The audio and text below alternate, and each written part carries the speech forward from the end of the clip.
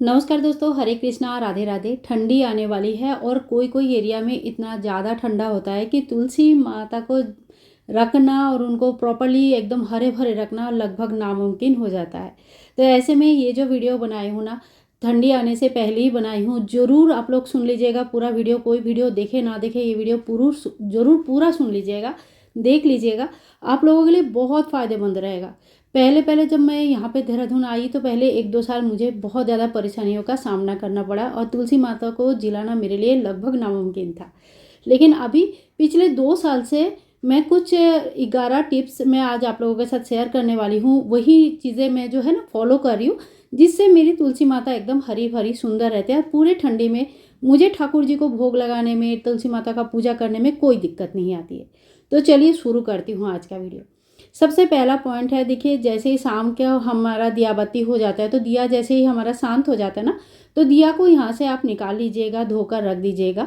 और इसके बाद हमें क्या करना है, एक कॉटन का चादर या कॉटन का इस तरह का कपड़ा लेना है। अच्छे से इसको धो के साफ़ कर लीजिए, धूप में सुखा लीजिएगा, गीला नहीं होना चाहिए। और इससे हमें तुलसी मैया को पूरी तरह से ढक के रखना है। मेरे पास काफ़ी सारे तुलसी है, तो मैं ये सारे तुलसी को ये बड़ा सा एक चादर लेती हूँ, इसी से ढक देती हूँ। जब ठंडा और बढ़ेगा मैं सारे पौधों को ढक दूंगी, लेकिन फ़िलहाल मैं खाली थोड़े थोड़े ठंडा हो रहा है सुबह शाम का, और लगभग 12-13 डिग्री तक जा रहा है रात को, तो इसके लिए मैं खाली इनको ढक दूंगी। तो देखिए बहुत लोग क्या करते हैं, चुनरी से ढक देते हैं। चुनरी ठंडी को नहीं बचा सकता।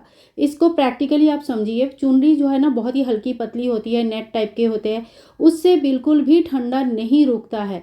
हम क्या, आप और हम चुनरी लेकर बाहर शॉल के बदले में चुनरी ले सकते हैं क्या? नहीं ना। तो बस वही कॉन्सेप्ट है।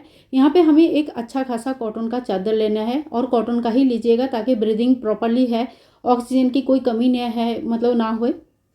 तो इस तरह से अच्छे से हम ढक देंगे। और इसको सुबह हमें खोलना है कब, जब धूप आ जाएगा, थोड़ा थोड़ा हमारा धूप आने लग जाएगा, बाहर हम देखेंगे कि लगभग 9-9:30 हो गया है। जब ज़्यादा ठंडी होगी, जब कम ठंडा है अभी का जैसे 7-7:30 बजे तक अच्छे से धूप आ जाता है, तो उस टाइम पे हमें ये खोलना है। खोल के इनको अच्छे से धूप में रखनी है। तो देखिए ये एक जो प्रोसेस है ये आप डेली फॉलो करें, और कुछ भी अगर नहीं करेंगे, सिर्फ ढकने का काम अगर आप करते हैं ना, तो भी आपकी तुलसी हरी भरी और सुंदर रहेगी।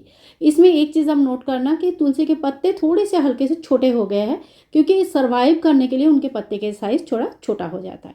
तो यहाँ पे देखिए जैसे मेरा धूप आ गया है, बाहर में धूप देख सकती हूँ, अच्छे से लाइट आ गया है। तो मैं अब धीरे से ये चादर को खोल लूँगी, और फिर ये चादर को अच्छे से फोल्ड करके रख देंगे।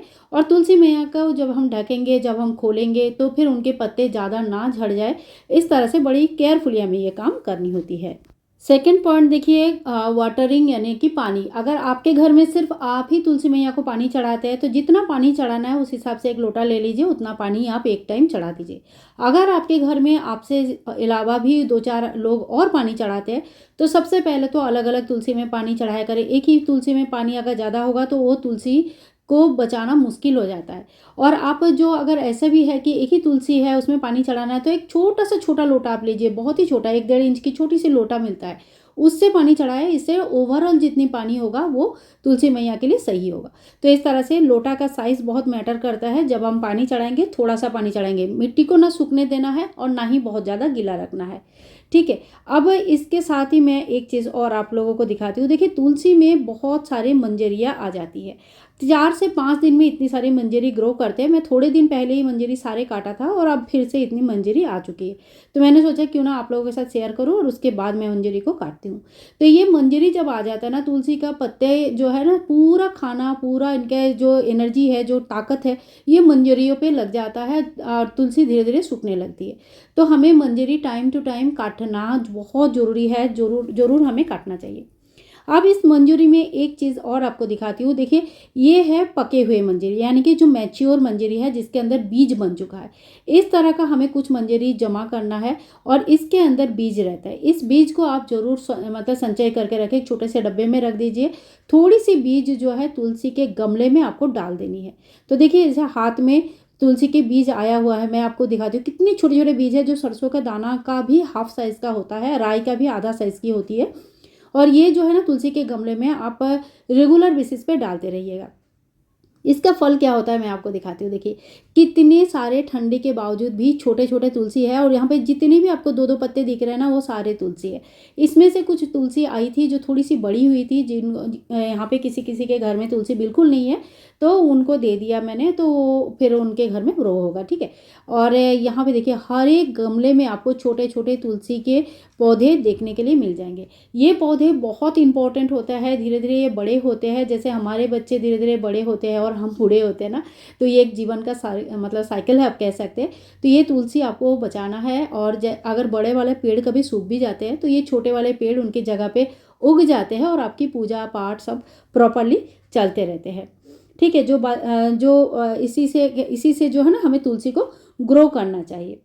खाद के लिए हमेशा ही हमें गोबर के खाद यूज़ करना चाहिए। देखिए बहुत ज़्यादा बाहर का जो खाद होता है ना, वो थोड़ा स्ट्रॉन्ग होता है, और तुलसी वो खाद ले नहीं पाते हैं, यानी कि तुलसी का जो प्लांट होता है वो बहुत ही नरम होते हैं, वो उतने खाद जो इतना मतलब उनको थोड़ा तकलीफ होती है। तो इसमें सबसे बेस्ट जो होते हैं गोबर के खाद होते हैं। अब यहाँ पे मैं आप लोगों को एक चीज़ और दिखा रही हूँ कि मेरे पास ना बहुत सारे तुलसी है। कहने का मतलब ये देखो, हर हर गमले में आपको दो दो तीन तीन चार चार तुलसी के पौधे, तुलसी आपको दिखने के लिए मिल जाएंगे। ये मैं नहीं लगाती हूँ, ये अपने आप ही जब उड़ के कोई बीज जाता है किसी तरह से होता है। तो इससे क्या होता है ना, आपके घर में ज़्यादा, एक से ज़्यादा तुलसी जब होता है तो आपका कोई भी एक तुलसी बिल्कुल नहीं है, सूख गया है, ऐसा एक साथ नहीं होती है। अब मैं आपको एक बहुत ही खास तुलसी दिखा रही हूँ, जो कि कहते हैं जिसे बद्री तुलसी। इनके पत्ते आप देख सकते हैं बहुत ही अलग होता है। बद्रीनाथ धाम में ये तुलसी मिलते हैं, पहाड़ी एरिया में आपको ये तुलसी मिल जाएगी, नीचे समतल भूमि में ये तुलसी मिलना लगभग नामुमकिन है। ठंडी में ये तुलसी बहुत अच्छे से सर्वाइव कर जाते हैं। बद्रीनाथ धाम से कोई तुलसी यहाँ आई होगी तो उनके बीज से और भी तुलसियाँ आए होंगे। तो ठंडे के टाइम पे अगर आप पहाड़ी एरिया में रहते हो तो आपको पता ही होगा कि ये तुलसी के बारे में, बद्री तुलसी का जो गुणागुण होते हैं, आध्यात्मिक गुणागुण और जो हेल्थ वाइज और इनके जो औषधिक गुणागुण होता है ना, ये बहुत ज़्यादा होता है। तो आप चाहे तो बद्री तुलसी लगा सकते हैं, जो कि ठंडी में बहुत अच्छा ग्रो करता है। और यहाँ पे देखिए फूल पत्तियाँ मैं सुखा के रखती हूँ, इससे भी खाद बनाती हूँ। इससे ज़्यादातर पौधे निकल जाते हैं, लेकिन इनका खाद भी जो है ना बहुत बढ़िया बनता है। तो इसका खाद बनता है।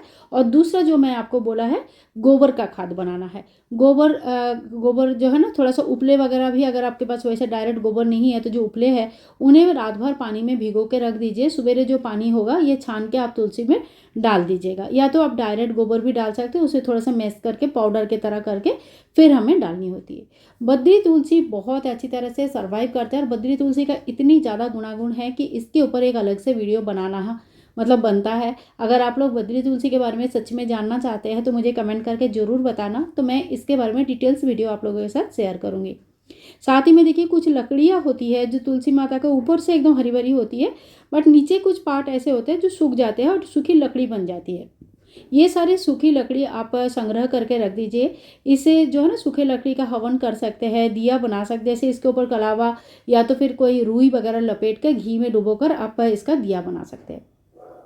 इसके बाद जो एक पॉइंट और हमें नोट करना है वो है तुलसी के गमले के साइज हमेशा थोड़ी सी बड़ी और चौड़ा मुंह बनी होनी चाहिए, ताकि इनके बीज जब गिरे तो उसमें छोटे छोटे पौधे आने का अपने आप ही संभावना बढ़ जाता है, ठीक है। और जो कोई गमला बड़ा होता है तो तुलसी उसमें बहुत अच्छी तरह से ग्रो करता है। बहुत छोटी सी जगह में तुलसी ग्रो करना बहुत मुश्किल होता है।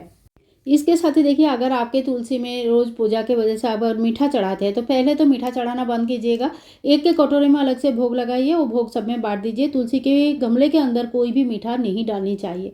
फिर भी अगर किसी वजह से अगर कीड़े लग रहे हैं, चींटियाँ लग रही है, तो आपको क्या करना है, हल्दी की पानी बनाना है, और हफ्ते में 1 दिन 2 दिन या 3 दिन थोड़ी सी आप हल्दी के पानी घोल के हर एक तुलसी के जड़ में थोड़ी थोड़ी डाल दीजिए।